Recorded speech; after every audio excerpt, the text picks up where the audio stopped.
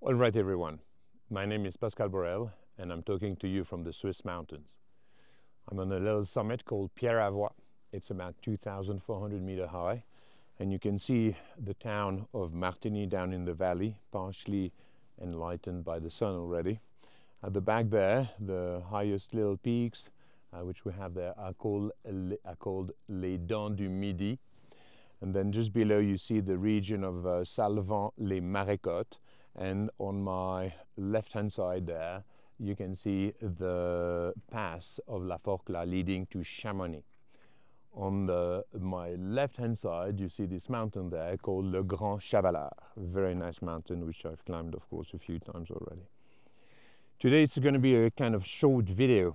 I'd like, sorry for the glasses, the sun is just shining in my face, so I gotta keep them for a sec. Today I'm going to tell you about taxes. Why? Because taxes have become, in modern democracies, an absolute institutional robbery. They take taxes on absolutely everything.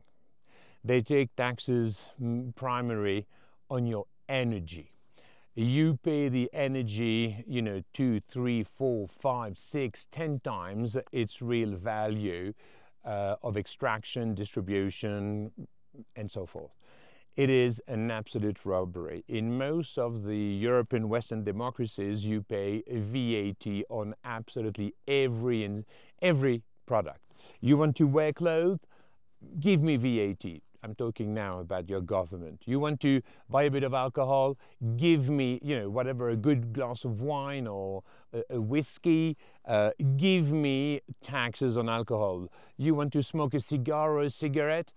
Give me taxes because you are crazy to want to enlighten your day with a little pleasure.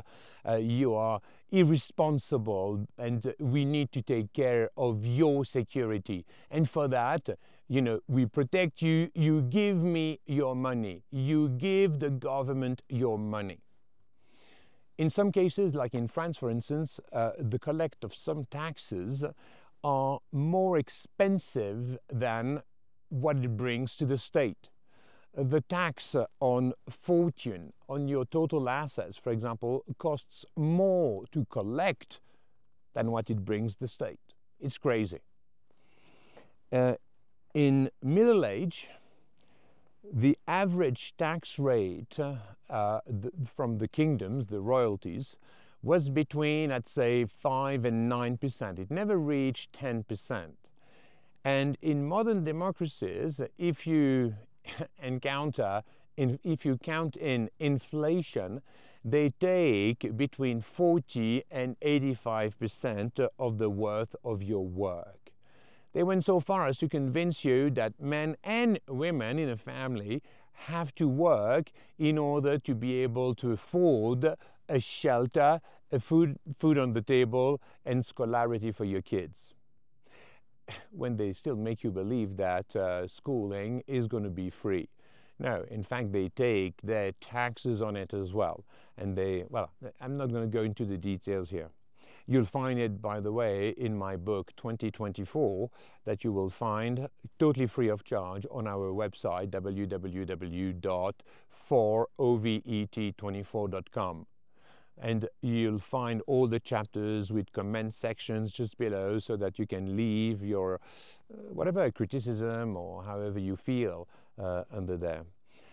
You'll also, of course, find it on Amazon in paper format, both in French and English. I've written it in the two languages. Anyway, back on taxes. There are systems that have been used in the past, like in Hong Kong, for example, where the tax collection system was so much more simple. They took 14% of whatever wealth production over a year, and that was it. There was no other taxes. Then they went to 17%. And all the economists, the people that I have worked with, all agree that 17% is the ideal tax rate, in the sense that it defines the state budget. The state budget is dependent on the wealth production of every economic actor within the nation.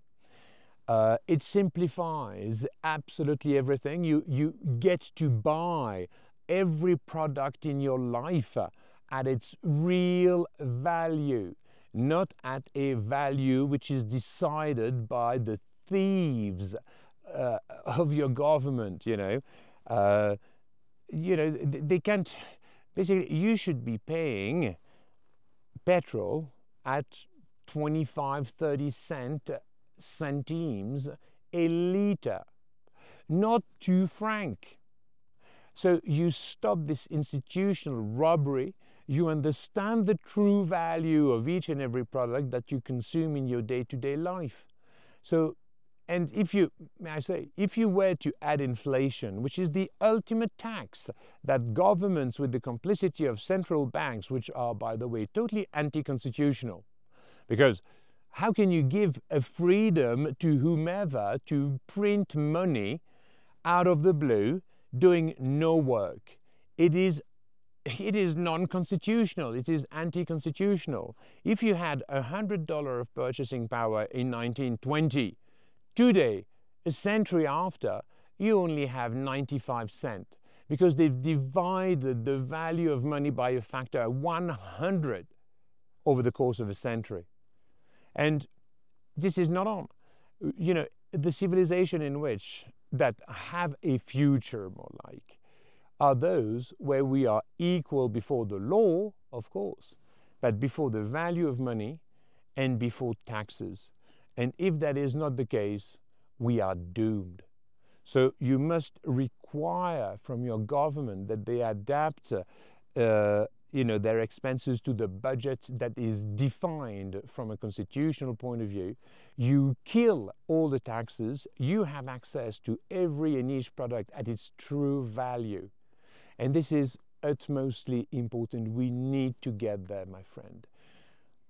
I'm not going to make it any longer. I think you have seized and you understand the message. So thank you for your kind and benevolent attention. Peace out.